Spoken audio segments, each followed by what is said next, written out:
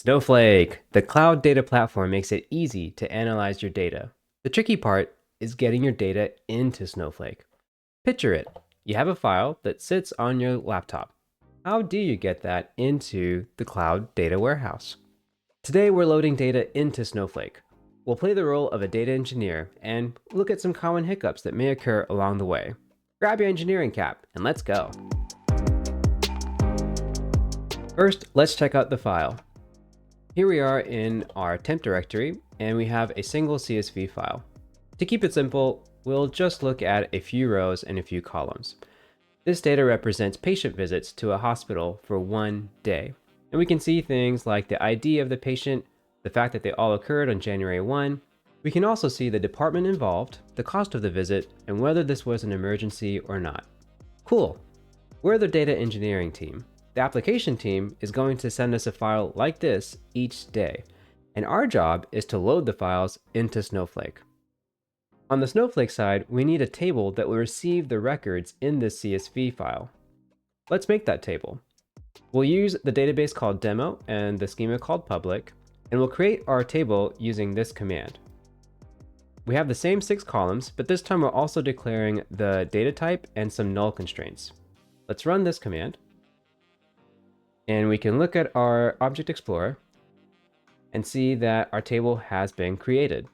We can also query the new table just to make sure it works. Of course, there's no records in there, but we can see the columns are ready to receive data.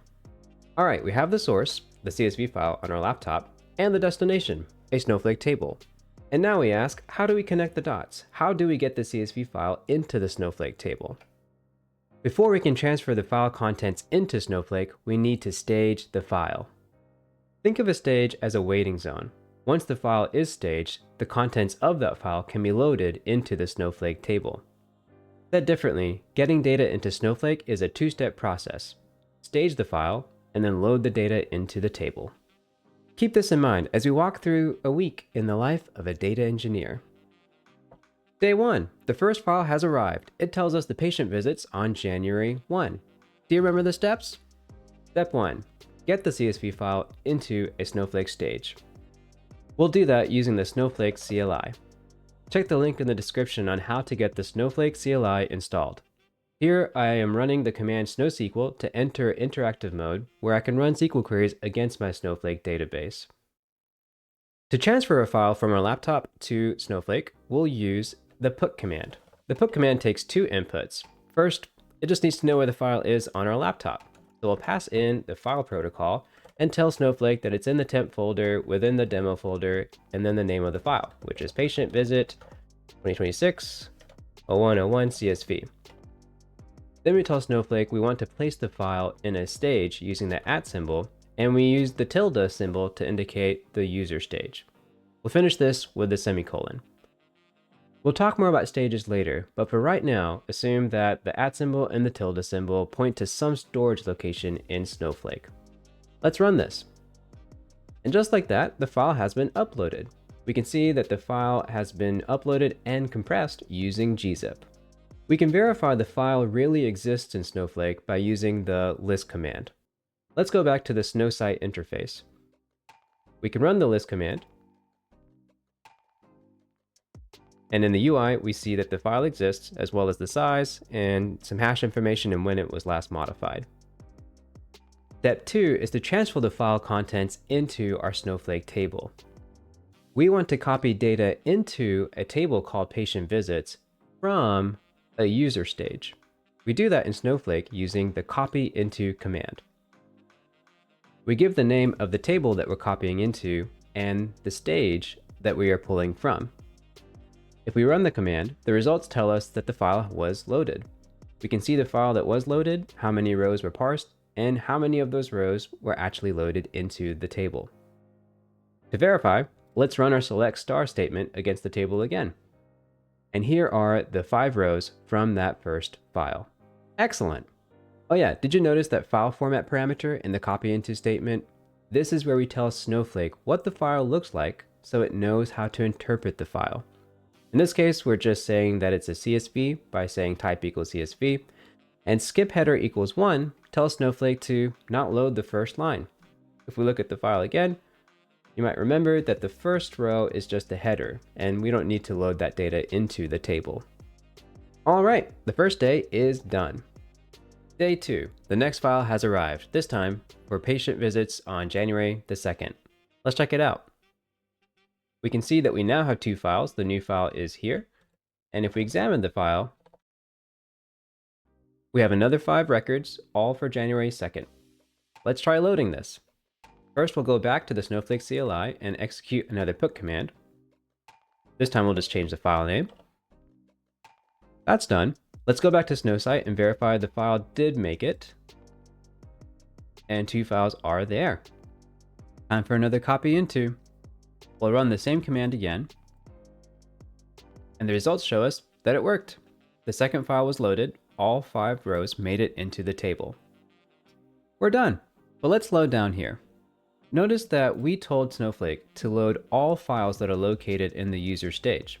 But the results tell us that only one of those files was loaded, the one from January 2nd.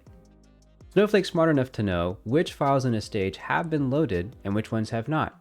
After evaluating what the from clause is, Snowflake only loads the new files by default. That's nice. We can check our table with the select star statement again. The output shows that all 10 rows are now in the table. Day 3, a new day, a new file. Let's look at it. We can see in our temp directory, we now have a file for January 3rd. And if we examine it, do you notice anything that's off? We have a new column here in orange. We also have some rows that are missing departments in yellow. And this isn't even a real date. Let's see what happens if we try to load this file. Go back to the CLI. We'll run another put command for the 3rd file. The file is now staged. Let's try running copy into again to move the file data into the Snowflake table. This time, we reach an error. This happens in data engineering. One day the files you receive are great. The next day, the new files break your data pipelines. That's called job security. This new file is messed up. There's this extra column called insurance provider. And Snowflake is screaming at us because the number of columns in the CSV file do not match the number of columns in the Snowflake table. That's what this first line is telling us. We can try using its recommendation, where we use the file format option error on column count mismatch set equal to false. Let's add this parameter to the copy into statement. By default, this parameter is set to true, which means that anytime you have a mismatch between the file's column count and the table's column count, Snowflake will raise an error and stop the loading process. Here though, we're setting the parameter to false, which will allow Snowflake to continue loading the data for the columns that do match and ignore any extra columns in our file. Let's run this new copy into statement. And we reach another error. The good news is we got past the differing column count error, but the bad news is we have another error. We could go back and forth between running copy into, finding any errors and fixing those errors, and running copy into again. But that back and forth is not very efficient. It'd be nice if we could see all the errors in our file before we loaded to the Snowflake table. If only there was something. There is. Validation mode. In validation mode, Snowflake does not load any records into a table. Instead, it parses the files in the stage to see if there are any errors. We simply add the validation mode parameter to our copy into statement, and we ask Snowflake to return any errors that it finds during that validation process. Let's run this modified copy into. And just look at this feedback. We see that there are 4 errors. We can see, for example, that one of these dates is not recognized because it's invalid. We have a not available value in a column that's only supposed to be numeric, and a couple of null values. The output also tells us which file is creating the error, what line of the file is creating the error, and if we scroll over, we can also see the column creating the error. Amazing! Now we know what to do. We can go back to our CSV file, fix these 4 errors, restage the file, and then load the modified file into our table. I'll leave that to you. By the way, if you're enjoying this, check out my newsletter. I share engineering tips and personal updates about twice a month. Sign up using the link in the description below. Now back to Snowflake. Remember, you transferred files from your laptop to Snowflake. We can see that using the list command again. These files are taking up space in Snowflake storage, which contributes to your cost for Snowflake. For this example, the files are small and the cost is negligible.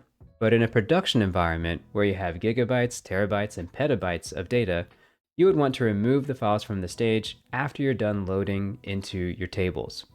We can do that by running the remove command, where you specify the stage and the path where you want the files to be removed from. The output tells us that all 3 files have been removed, and we can verify that with another list command, where now the results show that there are no files in our user stage. A more automated approach is to use the purge equals true command in the copy into statement. This command tells Snowflake to remove the files from the stage after the file contents have been loaded into the Snowflake table. That way, you don't have to remember to go back and clear the stage when you're done. Let's reset our environment and load the files again using this purge parameter. Right now we see that our table does have 10 rows. Let's truncate our table to remove the records from that table and quickly verify that the truncate command worked. All right, there are no records in that table. Let's also check our user stage one more time and verify that the stage is empty. All right, the environment has been reset. Now, let's go back to our CLI and upload our 2 working files from January 1 and from January 2. Back in Snowsite, we can verify again that the stage has been populated, and this time we will load the data from these files into the same table with a copy into statement including purge equals true. This should do 2 things. First, the data from the files will be loaded into our Snowflake table, and second, because of purge equals true, the files will be removed from the stage. Let's run the command. And the output shows that both files were loaded. We can verify that by looking at the Snowflake table with a select star and noticing that all 10 rows are there. And if we look at the stage, we should find that the files have been removed, as they have. Excellent. There's one more thing to talk about. What exactly is a Snowflake stage? A stage is where files are stored for loading and unloading. We just saw how it's the area where data lives before it's loaded into a Snowflake table, but it's also the area data lands when data is unloaded from a Snowflake table. There are 2 groups of Snowflake stages, internal and external, and the difference is in the name. With internal stages, files are stored in the Snowflake ecosystem. In the world of internal stages, there are 3 types, and I'll show you by looking at the Snowflake documentation. The first type is the user stage, the type that we used. Every user in Snowflake has their private stage that only they can access. The second type is a table stage. This is where you would store files that are designed to support only one table. And the third type is called the internal name stage. This stage is very similar to a user stage, but multiple users can access it. And this is a type of stage that's most commonly used in production environments. Each type of stage can be referenced using a different notation. Let's go to a different page in the documentation. This page shows us how to use the put command. If we're putting files to a user stage, we use the @ symbol and the tilde symbol like we did in our demo. But if we're using a table stage, we use the @ symbol followed by the % and then the name of the table. With the internal name stage, we just use the @ symbol and then the name of the stage. An external stage, on the other hand, is, well, external to Snowflake. The files are not stored in Snowflake, but somewhere else, like AWS S3 or Azure Blob Storage. We can find out more in the docs. External stages are more of a pointer to files that are located somewhere else.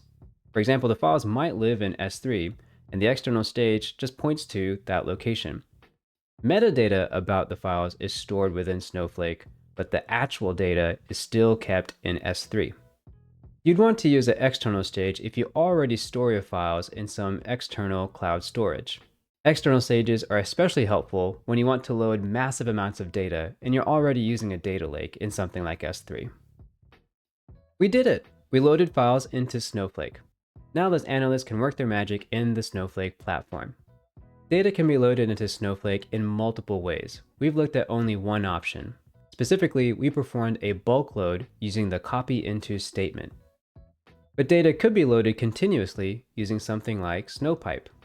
Or we can perform bulk loads using the Snowflake UI, a Python connector, or a Spark connector.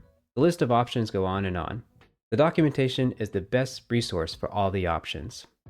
Regardless of the process though, getting data into Snowflake is generally a two-step process: stage and load. Remembering this can get you pretty far. I hope this helps you in your loading journey. If you have any questions, let me know in the comments below. Please like and subscribe, and until next time, happy coding.